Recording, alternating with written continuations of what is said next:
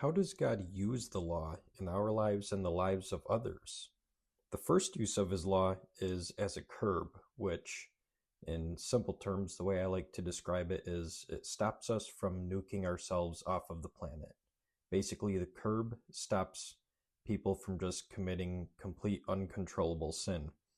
1 Timothy chapter 1 verses 9 and 10 says, "The law is not laid down for the just, but for the lawless and disobedient, for the ungodly and sinners, for the unholy and profane, for those who strike their fathers and mothers, for murderers, the sexually immoral, men who practice homosexuality, enslavers, liars, perjurers, and whatever else is contrary to sound doctrine."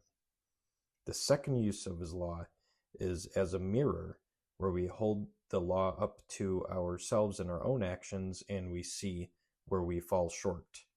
In Romans 7, verse 7, it says, "What then shall we say? That the law is sin? By no means.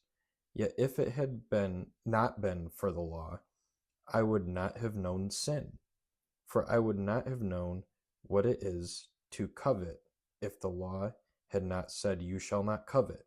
So the law shows us where we fall short. The third use of law is as a guide or as a Christian ethic and how we ought to live. In Proverbs chapter 6, verse 23, it says, "For the commandment is a lamp and the teaching a light, and the reproofs of discipline are the way of life." So this shows us how we ought to live. So the three uses of the law are curb, mirror, and guide.